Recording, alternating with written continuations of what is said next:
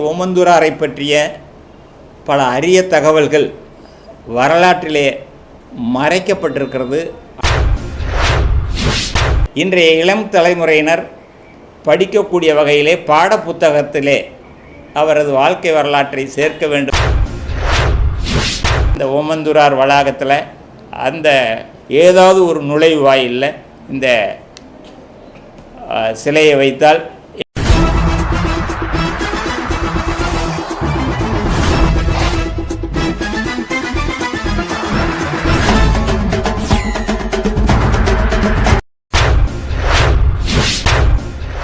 OPR அவர்களின் 56வது நினைவு நாள் நிகழ்ச்சி 25/8/2026 அன்று ஓபிஆர் நினைவு தொண்டு அறக்கட்டளை சார்பில் சென்னை அறக்கட்டளை வளாகத்தில் உத்தவர் ஓபி ராமசாமி ரெட்டியார் அவர்களின் 56வது நினைவு நாள் நிகழ்ச்சி சிறப்பாக நடைபெற்றது.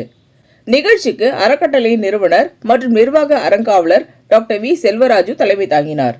சிறப்பு விருந்தினராக இந்து ஸ்வயம் சேவக் சங்கத்தின் இலங்கை நாட்டு தலைவர் திரு ஆர் விஜயபாலன் கலந்து கொண்டார்.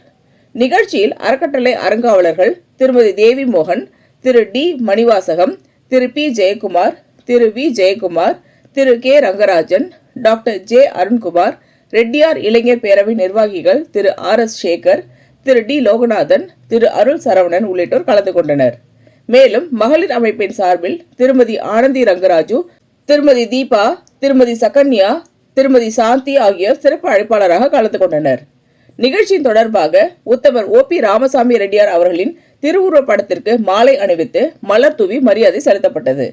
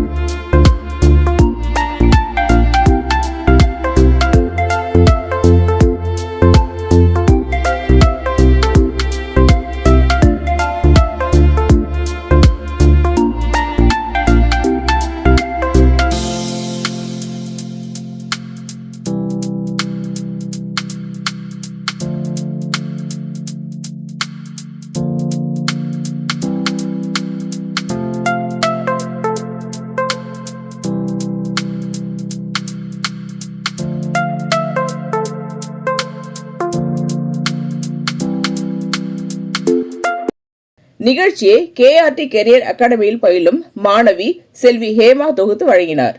அக்கல்வி நிறுவனத்தில் பயிலும் மாணவர்களும் நிகழ்ச்சியில் கலந்து கொண்டு உரையாற்றினர். சிறப்பு விருந்தினர் திரு ஆர் விஜயபாலன் உரையாற்றுகையில் தமிழ்நாட்டிலும் இலங்கையிலும் ஏற்பட்டுள்ள அரசியல் மாற்றங்கள் குறித்து எடுத்துரைத்தார். மாணவர்கள் கல்வியில் முழு கவனம் செலுத்த வேண்டும் என்றும் மாணவர்களுக்கு பரிசு பொருட்களும் போட்டித் தேர்வுகளுக்கு தயாராகும் மாணவர்களுக்கு பாட புத்தகங்களும் வழங்கி கல்வியின் முக்கியத்துவத்தை வலியுறுத்தினார். மேலும் RSS தொடர்பான செய்திகளை அறிந்து அவற்றின் உண்மைத்தன்மையை புரிந்து கொள்ள வேண்டும் என்றும் நீட் தேர்வு தொடர்பான பிரச்சனைகள் குறித்து பரப்பப்படும் கருத்துக்களை உண்மை தகவல்களின் அடிப்படையில் ஆராய்ந்து அறிந்து கொள்ள வேண்டும் என்றும் அவர் குறிப்பிட்டார். தேசபக்தி, ஒழுக்கம், நேர்மை ஆகியவற்றின் முக்கியத்துவத்தையும் அவர் எடுத்துரைத்தார். இன்றைய இளம் தலைமுறையினர் உத்தவர் ஓபி ராமசாமி ரெட்டியார் அவர்களின் வாழ்க்கை வரலாறு, சமூக பணி மற்றும் அரசியல் பங்களிப்புகளை அறிந்து கொள்ளும் வகையில் அவரது வாழ்க்கை வரலாற்றை பள்ளி பாட புத்தகங்களில் இடம்பெற செய்ய வேண்டும் என்றும் அவர் வலியுறுத்தினார். தலைமை உரையாற்றிய அறக்கட்டளை நிறுவனர் மற்றும் நிர்வாக அறங்காவலர் டாக்டர் வி செல்வராஜு, உத்தமர் ஓபி ராமசாமி ரெட்டியார் அவர்களுக்கு தமிழகத்தில் இதுவரை திருவுருவ சிலை அமைக்கப்படாதது மிகவும் வருத்தமளிக்கிறது. அவரது வரலாற்று சிறப்பையும் தமிழகத்திற்கும் நாட்டிற்கும் அவர் ஆற்றிய பங்களிப்பையும் கருத்தில் கொண்டு தமிழக அரசு இதனை கனிவுடன் பரிசீலித்து துரிதமாக உரிய நடவடிக்கை எடுக்க வேண்டும் என்று கோரிக்கை விடுத்தார். அறங்காவலர் திருமதி தேவி மோகன் வாழ்த்துரை வழங்கிய போது OPR அவர்களின் கொள்கைகளையும் சமூக பணிகளையும் தொடர்ந்து முன்னெடுத்து செல்வது காலத்தின் கட்டாயம் என்று தெரிவித்தார். தொடர்ந்து அவர் எழுதிய மக்கள் முதல்வர் ஓமந்தூரார் ஆலய நுழைவு போராட்ட வரலாறு மற்றும் தமிழர் தலைவர் ஓமந்தூரார் புதுச்சேரி விடுதலை போராட்ட வரலாறு ஆகிய நூல்கள் வெளியிடப்பட்டன. இவ்விரு நூல்களிலும் ஓமந்தூர் ராமசாமி ரெட்டியார் அவர்களின் வரலாற்று பங்களிப்பு குறித்து எடுத்துரைக்கப்பட்டுள்ளது. இந்த நூல்களின் முதல் பிரதிகளை ரெட்டியார் இளைஞர் பேரவைத் தலைவர் திரு டி மணிவாசகமும் மகளிர் அமைப்பின் நிர்வாகி திருமதி ஆனந்தி ரங்கராஜும் பெற்றுக்கொண்டனர். ஓபிஆர் நினைவு தொண்டு அறக்கட்டளையின் சமூக பணிகளை பாராட்டிய திரு ஆர் விஜயபாலன் அனைவரும் ஒற்றுமையுடன் இந்து சமூகத்திற்காக பாடுபட வேண்டும் என்றும் தர்மத்துடனும் நேர்மையுடனும் இறுதி வரை வாழ வேண்டும் என்றும் வலியுறுத்தினார். மேலும் தேசபக்தியே மிகவும் முக்கியம் என்றும் சுயநலமாக வாழக்கூடாது என்றும் அவர் அறிவுறுத்தினார். நிகழ்ச்சியின் நிறைவாக அறக்கட்டளை அறங்காவலர் டாக்டர் ஜே அருண்குமார் நன்றி கூறினார். தொடர்ந்து பொதுமக்களுக்கு அன்னதானம் வழங்கப்பட்டது.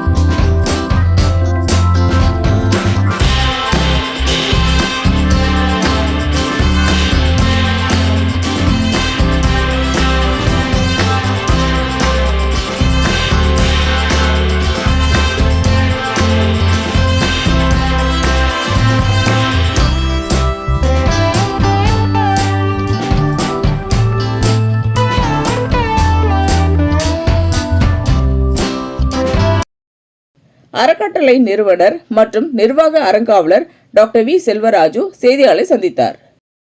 அனைவருக்கும் வணக்கம். இன்று உத்தமர் ஓமந்தூர் ராமசாமி ரெட்டியார் அவர்களுடைய 100 ஆண்டை கடந்திய ஒரு தலைவரைக்கு இன்றைய தினம் நினைவஞ்சலி செலுத்தி கொண்டிருக்கிறோம். 56வது நினைவு நாள் இன்றைய தினம் தமிழகம் முழுவதும் கொண்டாடப்பட்டு வருகிறது. இந்த அரிய சந்தர்ப்பத்திலே நாங்கள் நடத்தக்கூடிய ஓபிஆர் நினைவு தொண்டு அறக்கட்டளையின் சார்பில் இதுவரை எங்களது அறங்காவலர் திருமதி தேவி மோகன் அவர்கள் ஏறத்தாழ இதுவரை 8 புத்தகங்கள் அவரை பற்றிய வாழ்க்கை வரலாறு, அவருடைய சாதனைகள் என்று பல தலைப்புகளிலே தேசிய தலைவர் என்றும் ஓமந்தூரார் என்றும் பிரீமியர் ஓமந்தூரார் என்கிற வகையில் நிறைய புத்தகங்களை இதுவரை எழுதியிருக்கிறார். இன்றைய தினம் கூட 2 புத்தகங்கள், ஒன்று புதுச்சேரி விடுதலை போராட்ட வரலாறு என்கிற ஒரு புத்தகத்தை வெளியிட்டிருக்கின்றார். அதேபோல் ஆலய நுழைவு போராட்ட வரலாறு என்கிற தலைப்பிலே ஒரு புத்தகத்தையும் வெளியிட்டிருக்கிறார். அவரை பற்றிய ஓமந்தூராரை பற்றிய பல அரிய தகவல்கள் வரலாற்றிலே மறைக்கப்பட்டிருக்கிறது அல்லது இதுவரை வெளிவராமல் கிடப்பிலே போடப்பட்டிருக்கிறது. அவற்றையெல்லாம் ஆவண காப்பகத்தில் ஒவ்வொன்றையும் ஆவணப்படுத்தக்கூடிய வகையில் இந்த புத்தகத்தை வெளியிட்டு வருகின்றார். இந்த புத்தகத்தை இன்றைய தினம் இலங்கையினுடைய சுயம் சேவக் சங்கத்தினுடைய தலைமை பொறுப்பேற்றிருக்கின்ற திரு ஆர் விஜயபாலன் அவர்கள் 2 புத்தகங்களையும் வெளியிட்டு மக்கள் மத்தியிலே இந்த தகவல்கள் கொண்டு சேர்க்க வேண்டும் என்கிற கோரிக்கையை, அதாவது குறிப்பாக சொல்லப்போனால் இன்றைய இளம் தலைமுறையினர் ஓமந்தூராரை பற்றி தெரிந்து கொள்ள வேண்டும் என்பதற்காக அவர் இந்த புத்தகத்தை வெளியிட்டு ஒரு கோரிக்கையும் வைத்தார். இன்றைய இளம் தலைமுறையினர் படிக்கக்கூடிய வகையிலே பாடப்புத்தகத்திலே அவரது வாழ்க்கை வரலாற்றை சேர்க்க வேண்டும் என்ற கோரிக்கையை வைத்திருக்கின்றார். இது எங்களது நீண்டகால கோரிக்கையும் கூட. அது மட்டுமல்ல, அறியப்படாத இந்த தலைவருடைய திருவுருவச் சிலை கடந்த ஆட்சியிலே கடந்த திராவிட முன்னேற்றக் கழகம் ஒரு அரசாணை பிறப்பித்து இந்த உத்தமருக்கு சிலை எழுப்புவது குறித்து ஒரு அரசாணை வெளியிட்டிருக்கிறது. அதனை தொடர்ந்து நடைமுறைப்படுத்த வேண்டும் என்கிற கோரிக்கையை நாங்கள் இப்போது வைக்கின்றோம். இந்த நிகழ்ச்சியின் மூலமாக வைத்திருக்கிறோம். அதனையும் திரு விஜயபாலன் அவர்கள் வலியுறுத்தி இந்த அரிய தலைவரை உலகம் அறிய செய்ய வேண்டும் என்கிற ஒரு கோரிக்கையை அவர் வைத்திருக்கிறார். அவருக்கு இந்த நிகழ்ச்சியின் சார்பிலே முதலிலே நாங்கள் நன்றியை தெரிவித்துக் கொள்கிறோம். இரண்டாவது, இந்த உத்தமர் ஓபிஆருடைய நினைவு தொண்டு அறக்கட்டளையின் சார்பில் பல சர்வீஸ் என்று சொல்லக்கூடிய ஒரு ஏழைக்கு செய்யக்கூடிய தொண்டு தான் உண்மையான கடவுளுடைய தொண்டாக நாங்கள் நினைத்து செய்து கொண்டிருக்கிறோம். அதுதான் எங்களது லோகோவும் கூட.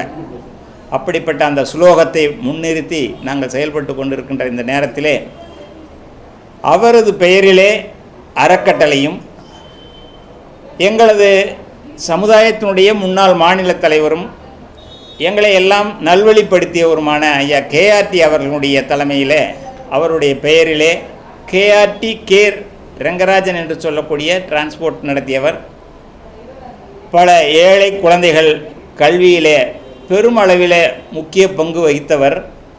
இன்றைய தினம் அப்படிப்பட்ட தலைவர்களையும் கூட நாம் மறந்துவிடக்கூடாது என்பதற்காக அவர்களுக்கெல்லாம் நன்றி செலுத்துகின்ற வகையில் கே ரங்கராஜன் அவர்களது பெயரிலே கேஆர்டி கேரியர் அகாடமியை நாங்கள் தொடங்கி ஏழை மாணவர்கள் பயன்பெறக்கூடிய வகையில் போட்டித் தேர்வுகளுக்கு தயாராகும் மாணவர்களுக்கு, குறிப்பாக டிஎன்பிஎஸ்சி, யூஎஸ்ஆர்பி, ஆர்ஆர்பி மற்றும்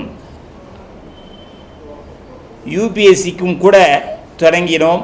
ஆனால் அது மிகப்பெரிய அளவிலே வரவேற்பு கிடைக்கவில்லை என்பதனால் அது மாணவர்களுடைய அந்த தொய்வு இருந்த காரணத்தால் ஆர்ஆர்பி மற்றும் பேங்கிங் என்று இப்போ புதிய பாதையிலே நாங்கள் மிக சிறப்பாக செயல்படுத்தி வருகின்றோம். கடந்த 3 ஆண்டுகளிலே எங்களது நிறுவனத்திலே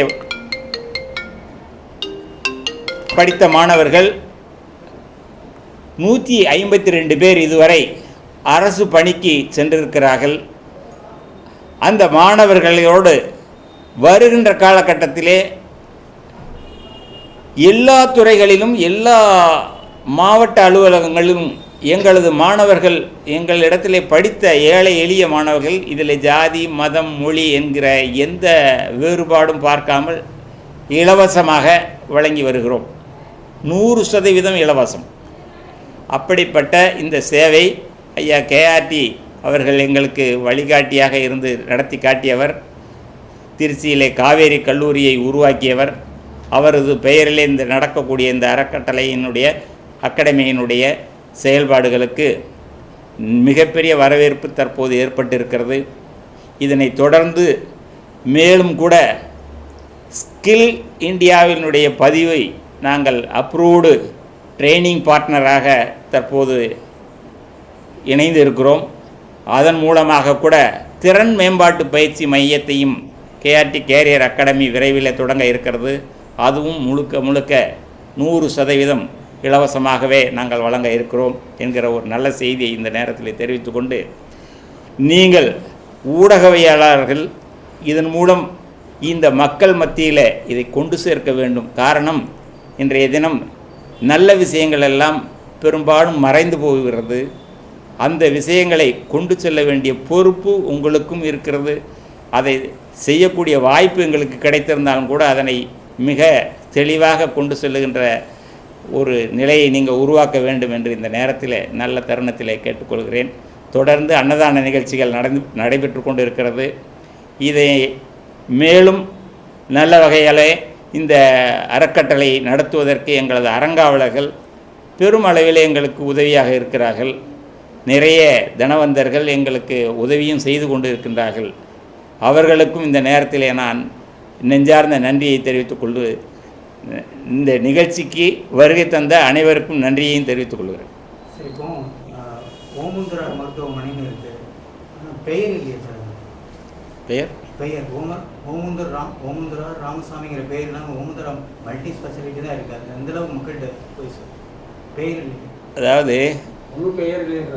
அதாவது பொதுவாகவே ஓபிஆர் என்று கலைஞர் ஆட்சியில் இருந்தபோது தான் இந்த பெயர் வைக்கப்பட்டது. நாங்கள் 1986 இந்த அமைப்பை தொடங்கினோம். இளைஞர் பேரவை என்கிற அமைப்பை, ரெட்டி இளைஞர் பேரவை என்கிற அமைப்பை 88 87 வந்து கலைஞரிடத்தில் பல கோரிக்கைகள் வைத்து வந்தோம். அந்த நேரத்தில் அவர் எங்களுக்கு செய்த முதல் பணி தான் இந்த அரசினர் தோட்டம் என்கிற, அது எம்எல்ஏக்கள்லாம் தங்கக்கூடிய இடத்த வந்து அரசினர் தோட்டம்னு அழைக்கப்பட்டது முன்னாடி. அதன் பிறகு தான் அந்த இடத்துக்கு பேர் தான் உத்தமர், அதாவது ஓமந்துரார் அரசினர் தோட்டம்னு அது பேர் வைத்தார். அவர் வந்து ஜாதி மதங்கள் இதெல்லாம் காட்டக்கூடாதுங்கிறதுக்காக ஓமந்துரார் அரசினர் தோட்டம்னு பேர் வச்சுட்டார். அதில் வந்து ராமசாமி ரெட்டியார் தோட்டம்னு வரும், அதனால் வேண்டாம்னு நினச்சிருக்கலாம். அதனால் அவர் பொதுவான ஒரு பேராக ஓமந்துரார்னு இருக்கலாம்னு நினச்சி போட்டிருக்கலாம். ஆனால் அதனாலும் கூட அதுவும் கூட ஒரு வகையில் எங்களுக்கு வந்து வருத்தம்தான்.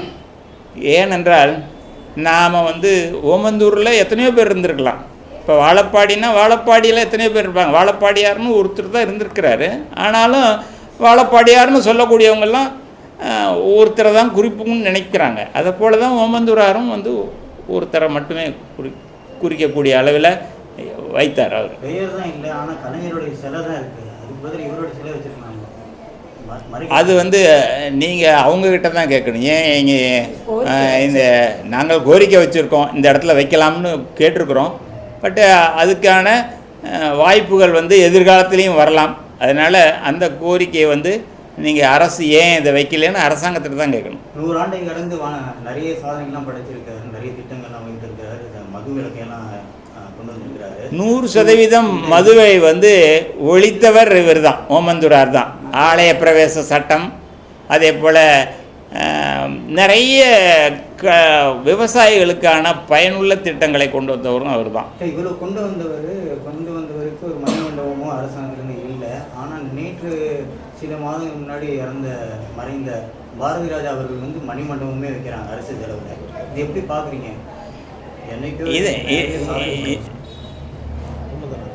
இது வந்து இப்போவும் ஓமந்துரார் மணிமண்டபம் வந்து இப்போவும் இருக்குது.